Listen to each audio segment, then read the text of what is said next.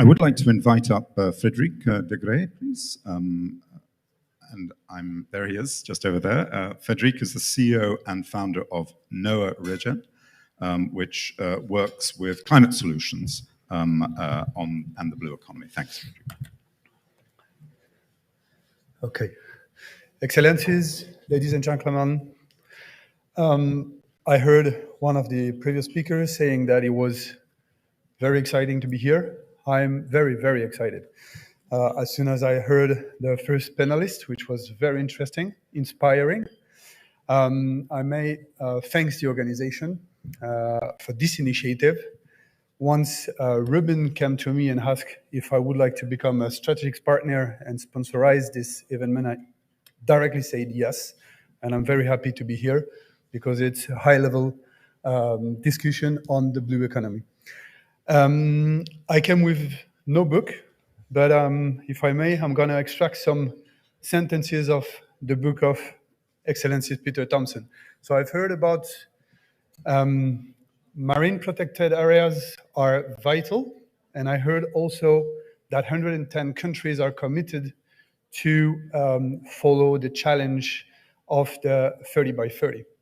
So I'm a very optimistic person, but I can tell that this challenge is very tough. It's going to be very complex to address unless we can help them incentives countries to get money out of marine protected areas. This could be a clearly game changer. So this is exactly the vision of NOAA, which I've created 8 years ago, which means Network of Ocean Ambassador Headquarters. The Regen term, it's for sure for regeneration, and it's all about setting up an ecosystem to kickstart the Blue Revolution. We are here at a kickstarting point of the Blue Revolution. I think there is some challenges to make it stronger, to make it more powerful, more concrete, and more impactful, and we need to do it in a regenerative way. So for this, I believe it was needed an ecosystem. Another sentence that I can tell is, without funds, we are going nowhere. So it was all about setting up a blue carbon methodology, a blue carbon technology that unlocked the market, which is truly a game changer for the planet. When I say the planet, I'm talking about humanity. Planet is going to turn around for billions years. Humanity, we're not that sure if we go the same direction. So basically, NOAA is, as I said, an ecosystem which wishing to address a carbon cascade mechanism, unlocking for sure the blue carbon credits. So for this, NOAA is now an international group. We have set up a company called Blue Carbon Lab, where we have invested massively to unlock technologies for the blue carbon market. So now we can announce that the first proof of concept reached 96% accuracy. So we now are able to analyze how did certify carbons sequestrated below the water, which was a big challenge. And the next challenge is how to trace, reinvest those carbon revenues unlocked into a circular economies for the transition of countries. So this is an ecosystem. We built a toolkit. The first part of the toolkit is a climate emergency legislation. So I'm traveling all around the world to help countries adopting those climate emergency legislation to make it happen, to attract foreign investment into their NDCs. Here I can say that Portugal is leading the way. It's one of the most advanced countries to push forward for the blue economy. The second part is how to channel those funds, how to trace it, how to operate blended finance in a very efficient way. So we are delivering a financial ecosystem. Then the third layer is how to value their natural resources. Here I'm talking about carbon for sure, and mostly blue carbon, as now we are able to unlock part of it.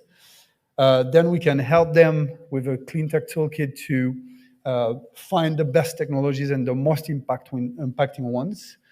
And we help them from the setup to the scale up, because at the country level, it's very complex to organize industrial projects for their transition. And all of it is adopting a blockchain traceability for making it transparent.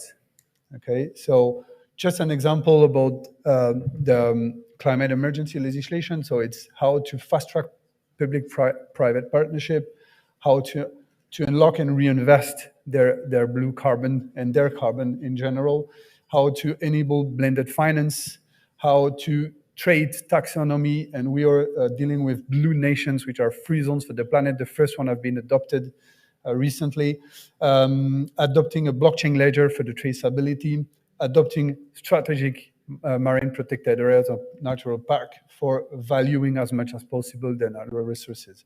So this is the way we believe blended finance can truly become a game changer and a multiplicator effect to de-risk private equity and to inject it into the circular economy of the transition. So first, we value the carbon market of countries. We unlock the blue carbon, which is estimated by ECDE of 24 plus $1 trillion markets. So if we can get it and inject it into the transition, it can be a game changer at global scale. So we value this. We issue the carbon credit as sovereign carbon credits. Then we trace this. There's a digital twin going into the blockchain to eliminate the greenwashing and the blue washing. And we trade it on a Carbon Next stock exchange only for carbon that are traceable. Then we are setting up the Global Blue Carbon Bank with an international banking license to channel those funds. And we, with the legal climate emergency framework, we ask the countries to reinvest 70% or less of those unlock new sources of revenues as junior tranche, first loss, everything dealing with technical assistance, due diligence, setting up pipeline of bankable projects, all of that pre-early stage financing that the private equity doesn't know how to invest, and the banking system neither. So this is a de-risking investment where we can get the multiplicator effect.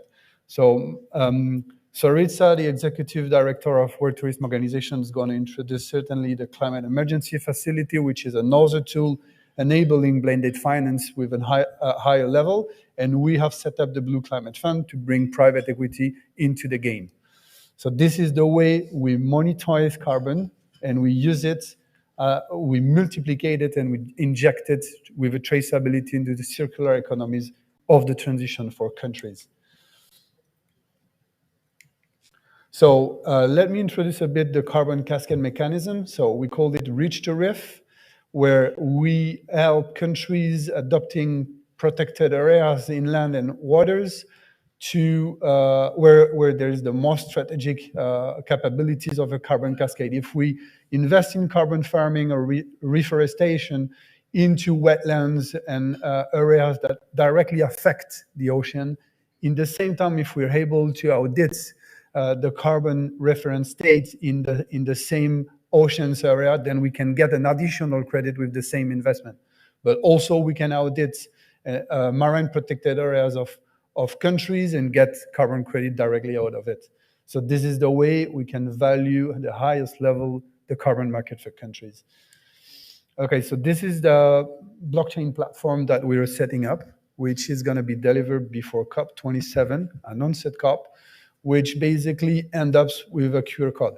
So everybody will be able to scan it and to understand what is the project, who is the auditor, who is the certifier, what is the score in ESG, SDG, carbon score. So everything will be traceable. How those carbons have been reinvested, what is the multiplicator effect, what is the impact of the project that are being funded.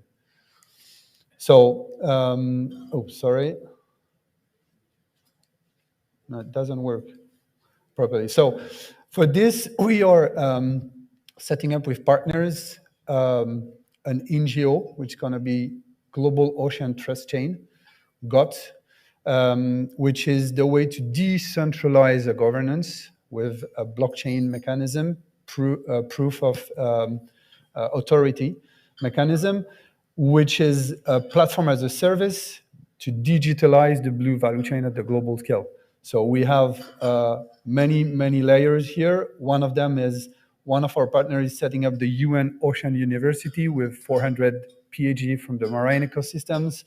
We have a lot of toolkits here where the value chain will be able to ask for services, and this is going to be the platform unlocking the blue carbon credit. We're going to call it Blue Plus in relationship with the Red Plus mechanism of UNFCCC carbon credits.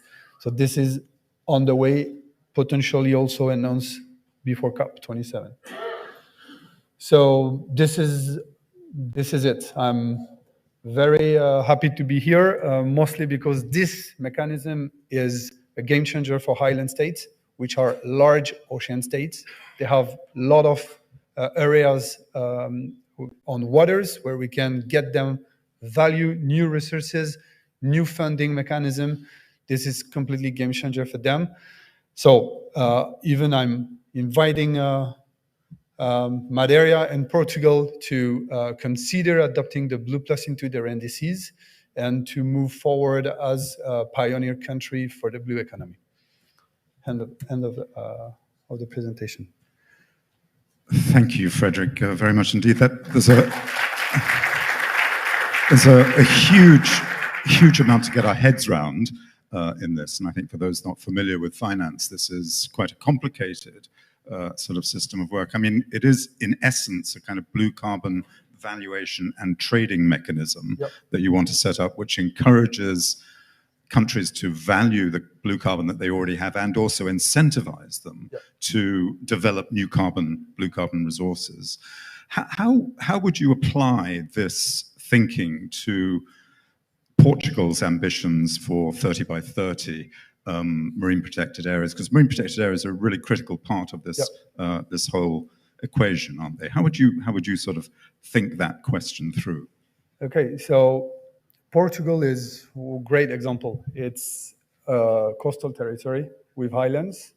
So they have a lot of to value if they want to protect. So they have to adopt marine protected areas. So we have a really good example here, how they get out of this marine protected area today in terms of revenue just because they protect it. Nothing. So if we can monitorize it, not only Madeira and the marine protected area, but also all the coast, all the EEZ, where our technology can unlock this. I mean, this is a new, new revenue sources for the country that can be massive. As I said, the market is estimated roughly up to $24 trillion. So all of those countries, and Portugal is long coast area. So this is a possibility for them to say, okay, how can I monetize it in the right way? It's not only about adopting marine protected area, but then to regenerate, to protect it, to bring additionality in terms of biodiversity, carbon sequestration. So we bring the toolkit on the table for them to be not in the middle of the desert, so that we can help them to go step by step, and then said, okay, this is what I've done. If I didn't do it, this will be potentially the state of our oceans. Now I protect it. Please help me with the carbon credits. So if we can do it into carbon, sovereign carbon into their indices, it coming a very cool, very valuable carbon credits that we can trade a high value. And if they want to reinvest it properly into the transition of their economy, it's a multiplicator effect that is going to change the economy at the global level. And I guess just as your observation about COP27, this idea that the countries that do understand and evaluate their blue carbon resources would then put them into their nationally determined contributions as a way of... I had other slides, but I didn't go through, but we have already signed countries. Right. One of them is Panama, that we've signed COP26. They are putting the blue carbon into their indices. We are starting to audit. We are going to start regenerating, showcasing the additionality, and issuing sovereign carbon credit out of it. So this starting to become let's say, a race to unlock the blue carbon first, because we cannot go everywhere today. So we're going to go step by step. So, Frédéric, thank you so much. That was really a fascinating insight into a very new but very interesting area. Frédéric, thank you. Do please.